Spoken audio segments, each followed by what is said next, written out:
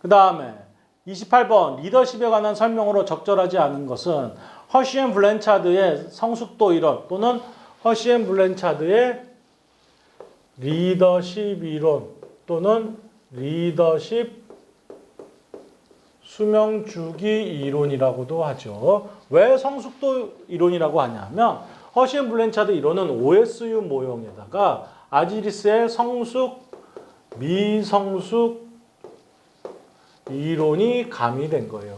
OSU 모형을 토대로 해서 리더십의 유형을 4가지로 놓고 성숙, 미성숙 이론을 토대로 해서 상황 변수를 종업원의 성숙도 하나를 놓고 분석한 모형이 이 허쉬 앤 블랜차드의 이론이다라고 볼 수가 있죠. 허쉬 앤 블랜차드의 성숙도 이론에서 지도형 리더는 저구조주도, 저배려형으로 부하의 의지는 낮으나 능력이 높은 경우에 적합하다. 이런 경우는 고가 맞다라고 보는 게 맞는 답이 되겠네요. 그래서 답은 1번은 틀린 거고 피들러의 상황 이론에 따르면 리더에게 호의적이거나 비호의적인 상황에서는 과업지향적, 그 다음에 호의적 상황에서 어정쩡한 상황에서는 관계지향적 리더가 적합하다라고 보고 있고 오하이오 대학의 즉 OSU 모형에서는 부하나 동료의 평가에 따른 분류인데 반해서 관리 격자 이론은 이 OSU 모형을 검증한 브레이크하고 머튼의 관리 격자 이론 또는 관리 그리드 훈련이라고도 하죠. 이론은 리더 스스로가 자신에 대한 평가를 통해서 분류하는 것이라는 점에 차이가 있을 수가 있고 OSU 모형이 리더십의 유형을 4가지로 봤다면 여기서는 관리 격자 이론에서는 5가지, 5형의 절충형까지 있다. 이렇게도 생각해 주시면 좋겠죠. 그 다음에 리더 부하 교환 이론, 댄 서로우의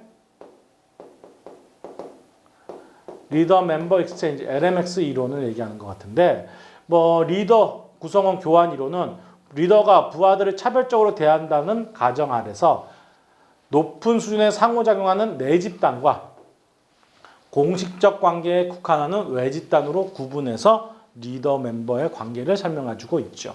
그 다음에 브룬과 예튼의 규범적 모형에서는 의사결정의 중요도와 부하의 참여도 중요하고 부하의 참여도가 중요하지 않으며 리더가 충분한 정보와 기술을 가지고 있는 경우에는 순수 독재형, 그 다음에 그래서 C1, C2, 그 다음에 A1, A2, G2, 독재형, 민주형, 그룹형 이렇게 구분을 해놓고 있는 게 브룬과 예튼의 모형, 규범적 모형인데 그래서 순수 독재형에 적합하고 의사결정이 중요하지 않고 부하의 참여도가 중요하며 부하들의 리더에 잘 따르지 않는 경우에는 맡겨놓는 위임형이 맞다라고 볼 수가 있는 거죠. 그래서 답은 여러분들 1번이 틀린 것으로 판단 내려주시기 바랍니다. 그래서 답은 1번인데 이 1번 허쉬 앤 블랜차드 모형을 우리가 그림으로 제가 간단하게 설명을 좀 드릴게요. 그래서 앞서 얘기했죠. 제가 이 허쉬 앤 블랜차드 모형 자체가 OSU 모형과 성숙, 미성숙, 아지리스의 이론을 반영시킨 건데 이렇게 그림으로 설명을 할 수가 있어요. OSU 모형 여러분들 한번 생각해 보세요. 그래서 배려적 관점에서 저가 있고 그 다음에 구조주도적 관점에서 고가 있는 거예요. 이렇게 딱 놓고 상황 변수를 아지리스의 성숙, 미성숙 이론에서 종업원의 성숙도 변수 하나를 쓰는데 성숙도 변수 하나입니다. 단 성숙도를 결정하는 게 그 사람의 능력과 동기라고 설명을 해줘요. 그래서 그걸 딱 놓고 결합을 시킨 거죠.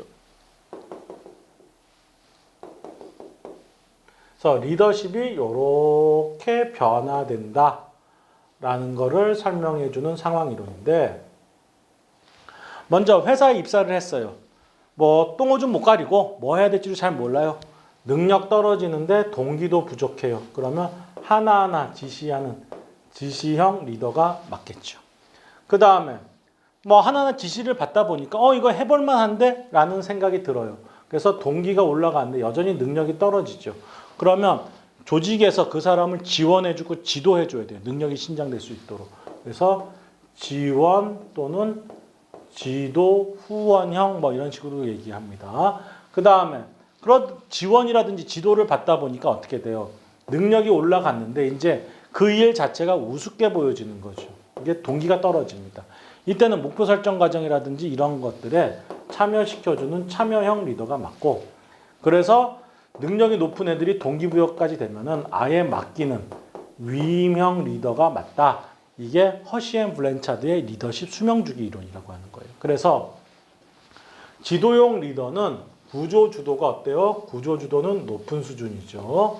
고가 돼야 되고, 배려는 어떻게 돼요? 배려도 높은 수준에서 이루어졌을 때, 그리고 종업원의 능력은 낮지만 동기는 높은, 의지, 동기 같은 의미로 생각하세요. 이런 경우에 적합한 리더십이 지도형 또는 지원형 리더라고 보는 겁니다. 그래서 답은 1번으로 여러분들이 판단 내리시기 바라겠어요. 그 다음에